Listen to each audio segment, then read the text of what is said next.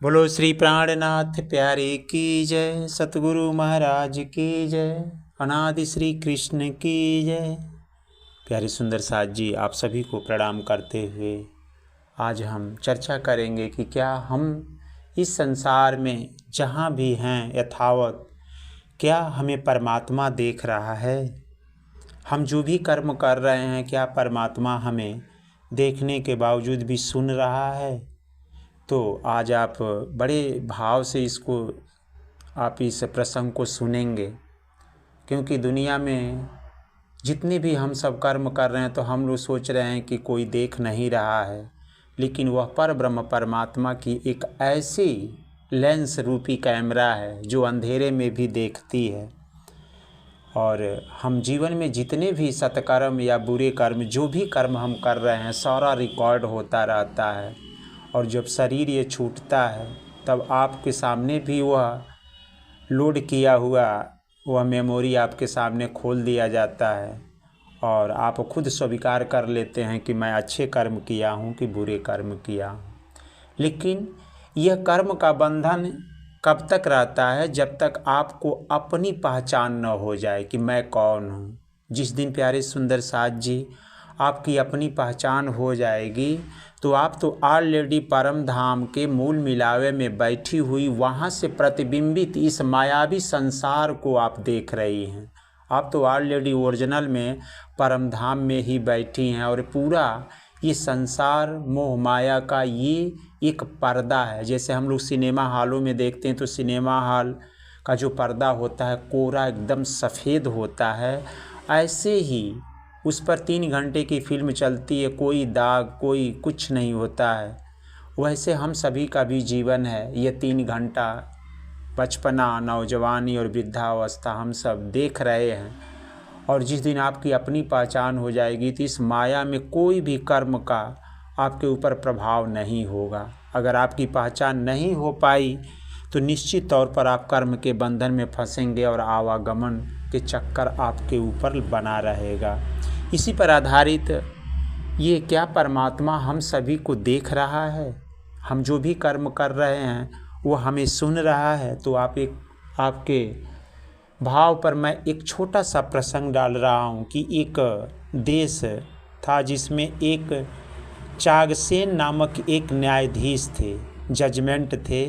वे बड़े धार्मिक वृत्तियों के पुरुष थे। वे धर्म को सदा दैनिक व्यवहार में लाया करते थे। इस कारण अनेक बार उन्हें अभावग्रस्त जीवन भी व्यतीत करना पड़ता था।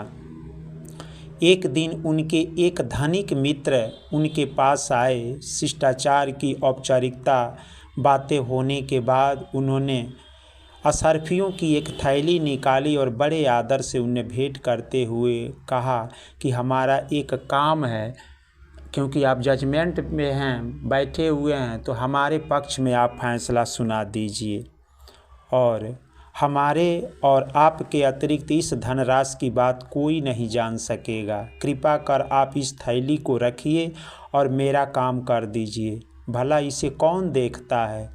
कोई भी इस धन के विषय में चर्चा नहीं करेगा और आपकी प्रतिष्ठा की कोई हानि नहीं होगी। इस गुप्त बात से निश्चित रहिए, मुझसे यह तथ्य कहीं नहीं फूटेगा। धन का लोभ बड़े बड़े व्यक्तियों को धर्म के मार्ग से डिगा देता है। आए हुए पैसे को कौन छोड़ता है, और विशेषकर जब वह किसी विश्वस्त व्यक्ति के द्वारा दिया जाए तो। वे महोदय यह मान बैठे थे कि रिश्वत स्वीकार कर ली जाएगी तथा उनका अनैतिक कार्य चुपचाप हो जाएगा।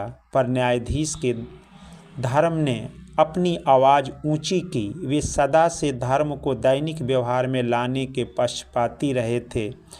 उनकी अंतरात्मा ने उन्हें दैनिक बल दिया और वे बोले, मित्र, यह मत कहो कि इस अनैतिक धन को कोई नहीं देखता। नैतिकता मानव स्वभाव का एक अनिवार्य अंग है।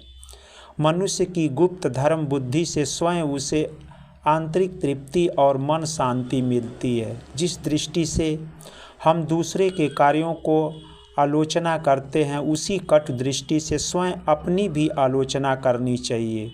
इस अनैतिक धन को मांस के नेत्र तो नहीं, पर घर और धरती देखते हैं। आकाश के सैकड़ों नेत्र हमारे गुप्त कार्यों को देखते हैं, और सबका मालिक असंख्य नेत्रों वाला परमेश्वर पर ब्रह्म परमात्मा अनादि श्री कृष्ण तो दिन रात प्रतिपल हमारे बाह्य और आंतरिक कार्यों को देखता रहता है। मैं यह अनैतिक धन कदापि नहीं लूँगा। अपनी नैतिक बुद्धि के अनुसार ही आपके मुकदमे का निर्णय दूंगा। न्यायाधीश ने अनैतिक धन नहीं लिया और धर्म की विजय रही। तो प्यारे सुंदर साथ जी, इस कहानी से यही प्राप्त होता है कि आज से आप अपने जीवन काल में जो भी आप कर्म कर रहे हैं, तो रियल में आप कोई कर्म करने जाते हैं तो वास्तव में आप देखते होंगे कि मन कहता है कि इस काम को न करें, क्योंकि मन और जीव दोनों में बड़ा डिफ़िकल्ट है। कोई भी आप काम करने जाएंगे तो जीव कहेगा कि ये मत करें, लेकिन मन माया की डोरी के बंधन में है और वह आपको करवा देता है। लेकिन अंदर से आवाज़ होती है कि ये काम अच्छा नहीं है। जबकि इस संसार में सभी लोग धर्म के प्रति आसक्ति रखते भी हैं और धर्म का भाव भी रखते हैं, लेकिन कर्म करते समय यह भूल जाते हैं कि क्या हमें परमात्मा देख रहा है। शायद इस कथा से अगर इस संसार में 10-20% लोग आज से अनुभूति करना शुरू कर दें कि हमारे सर्वत्र जगह परमात्मा कण कण में विद्यमान है, वह सब कुछ देख रहा है, तो शायद आज से इस जीवन में धर्म का महत्व बढ़ जाएगा और जैसे राम राज्य की स्थापना हो ऐसा भाव प्रकट हो जाएगा।